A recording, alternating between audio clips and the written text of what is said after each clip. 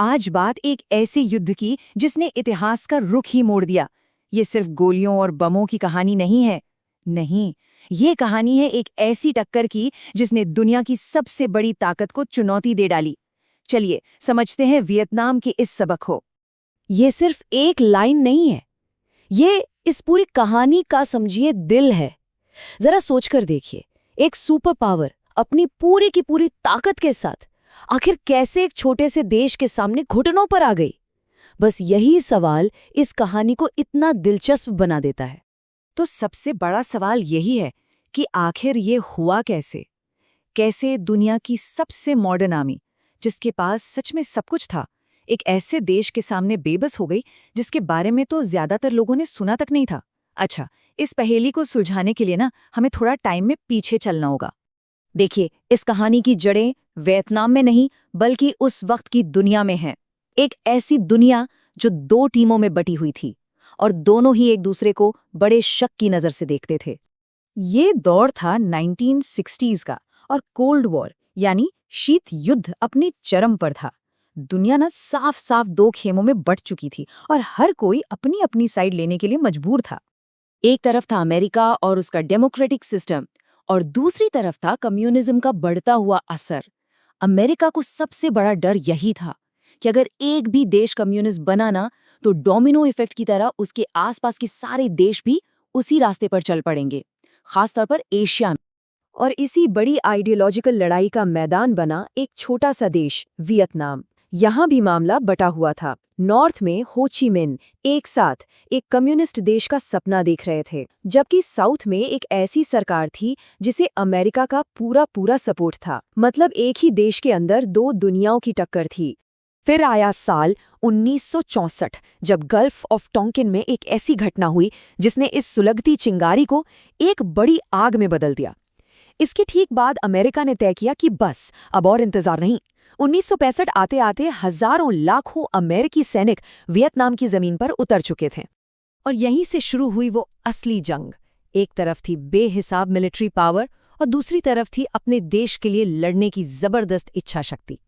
America ने तो समझो अपनी पूरी की पूरी सैन्य मशीनरी इस जंग में झोंक दी। आसमान में हर तरफ हेलीकॉप्टर, जंगलों में बमों की बारिश और जमीन पर सबसे मॉडर्न हथियार। अगर आप कागज पर देखें तो ये एक ऐसी लड़ाई थी जिसे अमेरिका को कुछ ही महीनों में जीत जाना चाहिए था।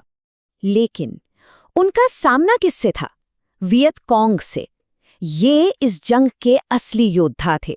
सोचिए, दिन में तो वो आम किसान लगते थे, लेकिन जैसे ही रात होती वही किसान खतरनाक लड़ाके बन जाते थे। ऐसे लड़ाके जो अपने घर की, अपनी जमीन की चप्पे चप्पे को जानते थे। उनकी सबसे बड़ी ताकत थी उनकी स्ट्रेटजी। उन्होंने जमीन के नीचे सुरंगों का एक पूरा नेटवर्क, एक पूरा शहर बना रखा था। वो कहीं से भी अचानक हमला करते और फिर पलक झपकते ही गायब, जैसे वो कभी वहां थे ही नहीं। अब इस अदृश्य दुश्मन से लड़ने के लिए अमेरिका ने नैपाम और एजेंट ऑरेंज जैसे केमिकल हथियारों का इस्तेमाल किया, जो पूरे के पूरे जंगल जला देते थे। लेकिन हर एक बम जो गिरता था उसने दुश्मन को कम करने के बजाय और ज्यादा लोगों को अमेरिका के खिलाफ खड़ा कर दिया। अमेरिका एक ऐसा युद्ध लड़ रहा था जिसके नियम उसे समझ ही नहीं आ रहे थे।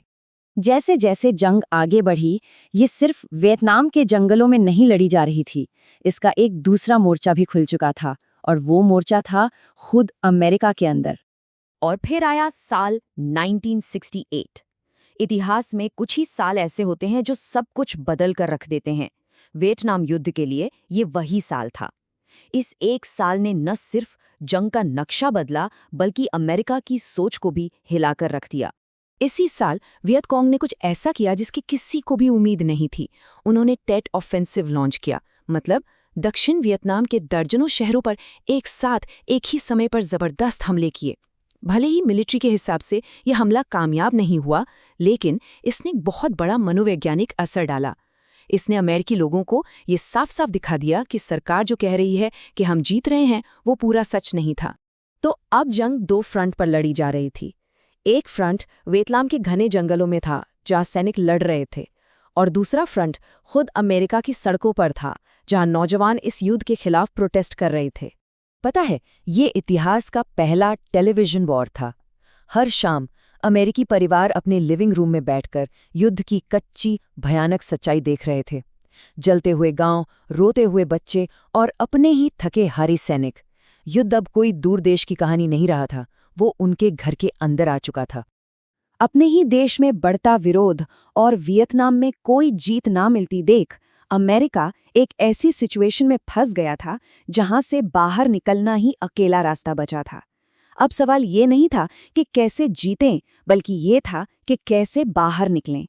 आखिरकार 1973 में शांति समझौते पर साइन हुए और अमेरिकी सैनिक घर लौटने लगे। लेकिन कहानी यहाँ खत्म नहीं हुई।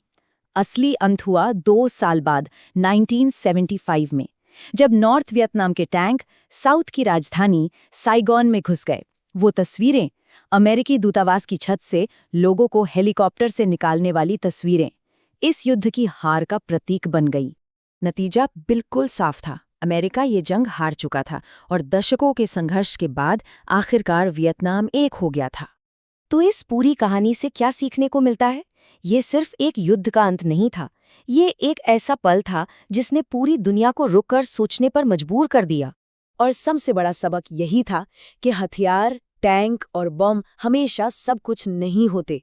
इतिहास हमें बार बार ये सिखाता है कि सिर्फ मिलिट्री की ताकत से ही जंगें नहीं जीती जाती।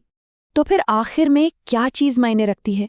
वो है अटूट इच्छा शक्ति, एक ऐसी स्ट्रैटेजी जो दुश्मन की समझ से बाहर हो, और अपने घर, अपनी आज़ादी के लिए लड़ने का वो जज्बा जो कभी खत्म नहीं होता। ये वो चीज़ें हैं जिन्हें कोई भी बम तबाह नहीं कर सकता। तो ये कहानी हमें एक बड़े सवाल के साथ छोड़ जाती है। क्या इंसान का जज्बा और उसकी विल पावर हमेशा लोहे और स्टील पर भारी पड़ सकती है? वियतनाम का सबक तो यही बताता है कि हाँ, ऐसा हो सकता है, और ये एक ऐसा सबक है जिसे दुनिया शायद कभी नहीं भूल सकती।